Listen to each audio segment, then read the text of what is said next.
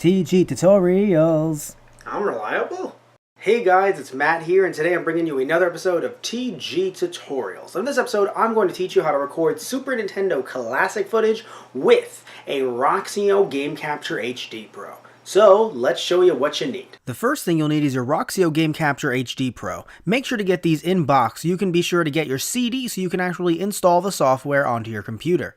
And the next thing you'll need is your Super Nintendo Classic Edition. These things are going for $80 retail, and if you do get it online, which I suggest that you don't, but if you do want to get it online, I would suggest for getting it around $120. And the reason why I'm suggesting not to get them online is because you can actually get these in-store fairly easily. Now, I know it depends on where you are in the US, but the Super Nintendo Classic Edition is in no way like the NES Classic Edition. These have not been discontinued, these are still regularly stocked in certain stores, and I had heard some stories of, and this is of this recording, but I'll even say of this release, that you can still get Super Nintendo Classic Editions at your local Target. Depends on what Target you're going to be fair, but there are certain retail stores, some chain stores in your area that may actually have them. So I would suggest not giving money to scalpers online, but if you do, I would suggest going for around $120. Don't go for double the price, don't go for triple the price. You don't need to buy these for $300 or more, $200 or more. I say go retail if you can. And the next thing you'll need are two HDMI cables, and yes, two, because one goes out of your Super Nintendo Classic Edition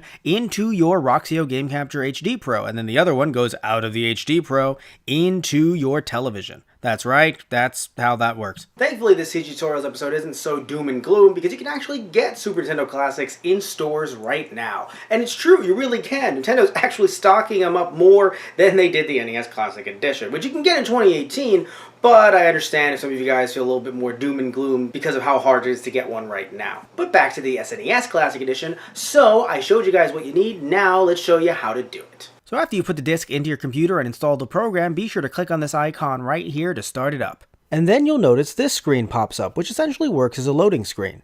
And once this window pops up, make sure to click Capture, not Edit and Share, because you're trying to capture footage, not edit and or share it. Okay guys, so now that you've done all that, you can see the whole program laid out before you. So, you can go to source right here. That won't really do much because you only have one source, because that's your Roxio. That's kind of what you're using to record during this tutorial and just during your Let's Plays or other reviews, stuff like that. So, going down here to input, make sure to use HDMI because you're using the Super Nintendo Classic Edition and it comes with an HDMI cord only, or an HDMI output only. So use the HDMI, not component. If you use component, you will get a blue screen and it's not going to look very pretty because you can't record anything. So unless you're trying to record a blue screen of death, in which case turn it to blue, I guess.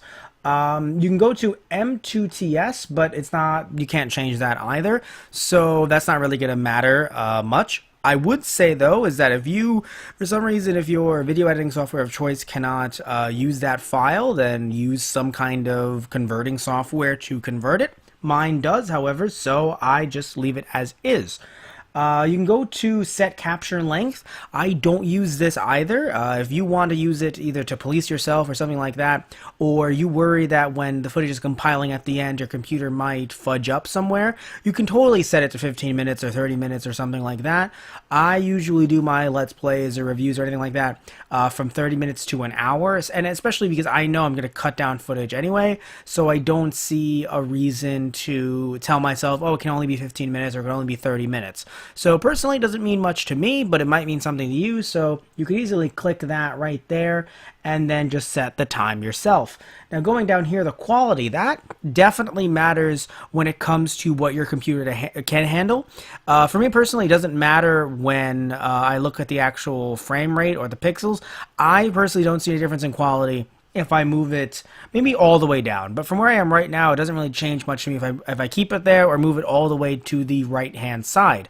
However, my computer will definitely notice, and it'll start to flub up a lot. So if you notice that your computer is having trouble recording footage when you scale it all the way to the right, maybe you do need to bring it down just a little bit, or where I have it, which is a little bit lower than halfway. But again, I don't notice any different when I do any recordings, any Let's Plays, reviews, stuff like that. And if you do, and your computer can handle something better, then totally bring it up. Obviously, save to is self-explanatory. Prefix is just saying the name, really. So you're just naming your file before you make it. I have no issue naming it just the date and keeping it just as the date, because when I do a Let's Play review, they're obviously, the files are going to go in one specific folder. So obviously, you know, if you're going to be very neat and organized with your gameplay footage, I mean, I guess you could think, well, if I'm doing multiple games and I know that the thumbnail won't show the actual game, then yeah, you can name the games differently before you make them.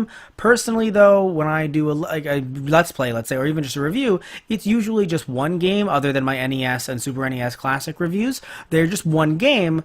So speaking of, you know, games that I've done, I've also done a Let's Play of Super Mario World 2 Yoshi's Island that's playing right now on Mapping Games for Childhood. So for me, I know that even if I have to stop it for some reason, it's still the same game, so I just keep it as the date in a Super Mario World 2 folder. But for some of you that are doing multiple games, you might want to change the name yourself. And again, you can just do it right here. Before you click Start Capture. Now, when you scroll all the way to the right over here and you see Show Info, you don't have to click on that if this data, time elapsed, file size, if all that's there, because that's the info. Like, it's there for you already. That's your default. But if you click on Enhance Picture over here, which I would suggest not doing that, because this is terrible. But if for some reason you wanted to play around with it, you just didn't believe me, I'll show you right now how terrible this is. Taking the brightness over here, and this is the default 128, bringing it all the way up to the high, or near the highest setting, that is how it looks. And here's what's interesting, everybody. It looks that way on my television setup as well, because of course it's going through the Roxio. So this looks bad all around. It looks as if you ended up putting a front screen light on a Game Boy. So I guess maybe for a Super Game Boy or something like that, it might look fun. Quotes, you can't see me doing quotes on the word fun.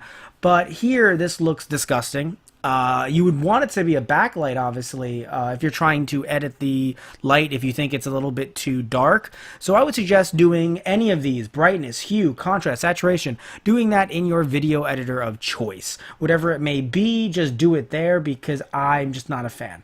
So, and I would assume you're not either. So what I would suggest doing is going to reset, and just hitting that reset, and it might seem too dark for you. And I get it, especially if you are trying to do live streams, you might think it's too dark.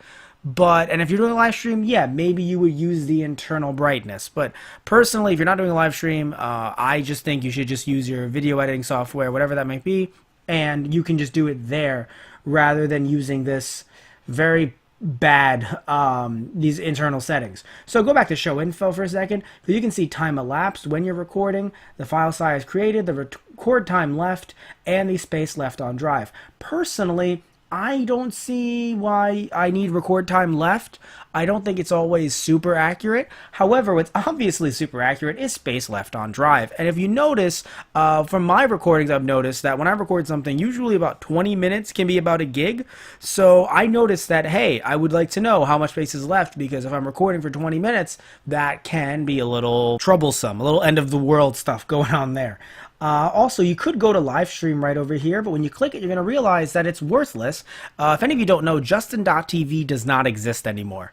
So it's completely worthless. You don't even need to, you can't log into it. It just doesn't exist. So if you're going to live stream like I have in the past with Animal Crossing and I did that with Anthony Toto and a few other games, I would suggest just using whatever software you use to live stream, and just kind of taking this box right here and just live streaming that. But also remember, though, that if you don't know this, remember that when it comes to any hardware that you use to record from things like Super Nintendos, NESs, whatever official hardware you're using to record that game, you're going to have a lag no matter what. It doesn't matter if it's Roxio or whatever else it may be, you're going to have a lag. So maybe you could lag yourself, and you can kind of test that out in whatever software you're using to live stream.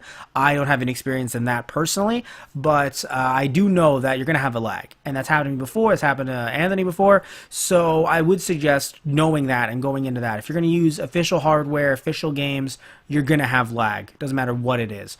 So even if you're not using like a FrameMeister or something like that, you're going to have lag. So be prepared for that. Now let's go over here and look at mute preview audio. right? That just means that if for some reason, let's say you're live streaming or you just have the audio on your laptop for some reason, you're going to notice that the audio is playing on the laptop, and because it's delayed, it's going to be delayed even compared to your television setup. So you're going to have, if you're having audio come in through your television because you're okay with that being on camera, now you have two audio sources coming at you delayed. Super annoying. You could either mute it or just do what I do and mute the actual sound on my computer. Now, going over here, you see full screen. I think that's not really needed. If your computer can handle that, sure. It's not needed because I'm not using this software to play it because it's lagged. It has lag. So why would I, be lagged on any game? Doesn't matter what game it is. It can be Yoshi's Island, it can be Mega Man X, Punch-Out, Super Mario World. Doesn't matter what the game is. You're going to have lag. So it's worthless to look at this screen on your computer when it comes to trying to see the action. You could click grab capture as well if you wish. I don't, because I could easily do it through my video software, like video playing software, or my video editing software. If you're recording the footage, then I don't see the need for you to hit that button while everything's going on. Then scroll over here, you can actually mute the recording audio. If you're like us, I mute the recording audio in post in case I ever wanted to do something with that footage later that wasn't a Let's Play. But and I do that because either on YouTube or even on something like Twitch, on YouTube you could easily get hit with some kind of copyright issue, and on Twitch your audio can be muted, so then any audio that you recorded personally with your microphone is also muted. So that's not the best either. So you could mute that before going into post, or before going live as well, or just do what I do and I just leave it, let it stay, and then mute it in post-production. So before, because we can obviously click Start Capture as well, but before we do that, let's go to File here. You can just click Exit, which is weird, because I would just click the red X. You can also go to Options, click on that, and you're going to notice that when that opens up, you see General, you see Profile, Video Bitrate, and Video Location. You can, I guess, change the location to where it saves as well in here. You can change the profile to 720, as I would do, and the video bitrate can be whatever you'd like it to be, whatever your computer can handle. I don't really care for the hotkeys because there's only two hotkeys, and start and stop capture. It's just start capture, the green button becomes stop capture. So I don't really see the need to use them, but if you want to, then yeah, F6, F7, not that hard to master. And then again, live stream is worthless. So all of this is worthless. So let's make sure to X out of this right now. And yeah, here, this is it, right? I mean, of course, you can see right here, even though this is blacked out because it is a future episode that I don't want you guys to see what it is. It's a surprise. But usually you would see a thumbnail there of the footage you've just recorded.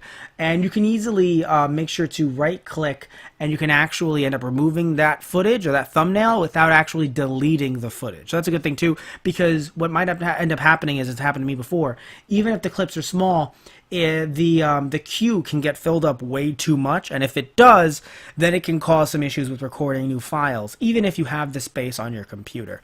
Alright guys, thank you all so much for watching, and let's jump back to me, I would say in the studio, but really just in front of the shelf. Okay guys, that about wraps up this video, and thank you all so much for watching, and please remember to like and subscribe if you liked the video, and if you didn't, you can still like and subscribe just fine. Okay, so, and if you have any questions, then please comment below, and any suggestions for future T-Tutorials episodes, then please talk to me, because I would love to hear what you guys have to say. Okay, thank you all so much for watching, and please tune in next time for another episode of TG Tutorials. Okay, so, see ya!